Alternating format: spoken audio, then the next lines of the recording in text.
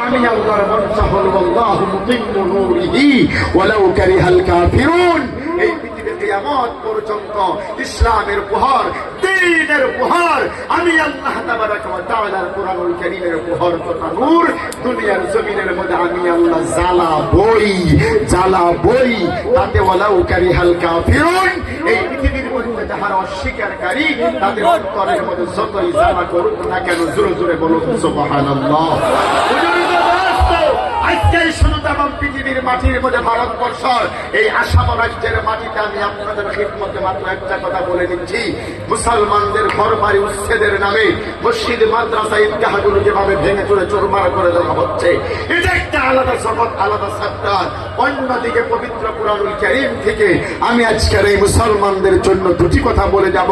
আমি খুতবার মধ্যে তিলাওয়াত করেছিলাম বাবা কুরআনুল কারীমের সূরা আনআমের ৮২ নম্বর আয়াত।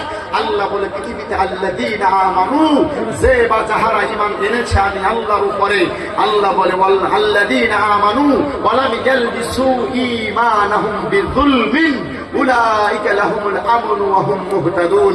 যে বা যাহারা পৃথিবীতে ঈমান এনেছে আমি আল্লাহর উপরে, যদি তাহারা ঈমান আনার পর নিজের ঈমানের উপরে যদি জুলুম না করে, আল্লাহ বলে তার ঈমানটা দুনিয়াতে আমি আল্লাহ হেফাজত করব, আমানত রাখবো, এবং ওই মানুষটাই পৃথিবীতে হিদায়াতের রাস্তার মধ্যে থাকবে। জোরে জোরে বলুন সুবহানাল্লাহ। কিন্তু ভাই বুজুর্গ দোস্ত, এখন অনেকে আমাকে বলতে পারেন হুজুর ঈমান তো এনেছি, লা ইলাহা ইল্লাল্লাহ মুহাম্মাদুর রাসূলুল্লাহ পরে ঈমান এনেছি, এই ঈমানের উপরে জুলুম কাকে বলা হয়?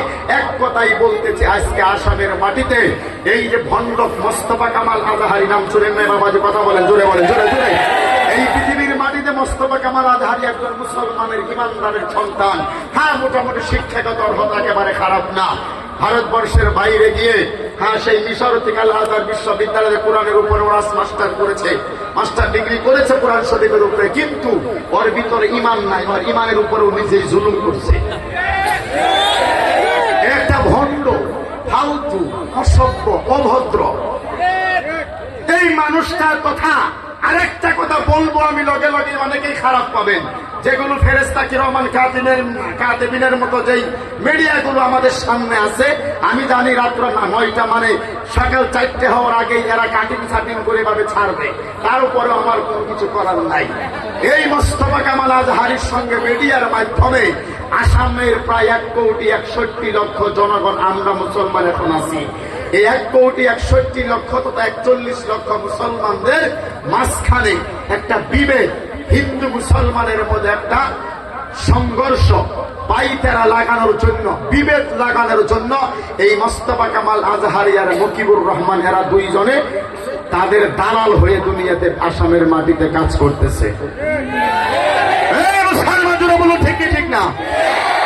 এই দুনিয়ার জমিনের মধ্যে আমরা মানে আসামের মুসলমান ওই রংপুরা মফিজ আমরা না, আসামের মুসলমান আমাকে রংপুরে মফিজ। এই মকিবুর রহমানের আজহারি ভণ্ড, আজহারি ভণ্ড। এই মকিবুরের কথা মতো আসামের মুসলমানেরা চলবে? অনেকে আমাকে বলবেন হুজুর কি এগুলো? হয় এগুলো বাস্তব কথা। যদি কারো কোনো কথা যদি লেগে থাকে আমার কথা স্পষ্ট ভাবে শুনে যান। এই মোস্তফা কামাল আজহারি আর এই মকিবুর রহমান দুইজনে মিলেই এরা একটা ইহুদিদের এজেন্ডা আসামের মাটিতে ওরা বাস্তবায়ন করার জন্য বেদিনদের কাছে থেকে অথবা সরকারের তরফ থেকে হোক, বেসরকারি ভাবে তরফ থেকে হোক, এদের কাছে থেকে টাকা খেয়ে এই চ্যানেলের মধ্যে বসে, নিউজের মধ্যে বসে, এদের ভিতরে কিন্তু কোনো অসুবিধা নেই, ভিতরে ভালো আছে। এই মকিবুর রহমানকে আমরা অনেকেই নিজের জীবনের চাইতে বেশি ভালোবাসি, এটা আমার কোনো আপত্তি নাই। আপনি মানুষ হিসাবে তাকে ভালোবাসতে পারেন। এই নগাঁওয়ের মাটিতে যখন আমি পা রাখি, এই এক একটা কথা বলতে কমসে কম 10 বার করে চিন্তা ভাবনা করে বলি। এই নগাঁওয়ের মাটিতে জালালিয়া মাদ্রাসার মুহাদ্দিস হুজুর, প্রাক্তন মুহাদ্দিস শামসুদ্দিন বিহারী হুজুর আছে না নাই? কদমুল টাইটেল মাদ্রাসার মুহাদ্দিস করিম হুজুর আছে না নাই? এই কথা বলে আছে না নাই? জোরে কোন। এই নগাঁওয়ের মাটিতে আমির শরীয়ত সাহেব রহমাতুল্লাহ আলাইহি ছিলেন না নাই? বড়মাই বেটি মাদ্রাসাতে বর্তমান মুহাদ্দিস নাই?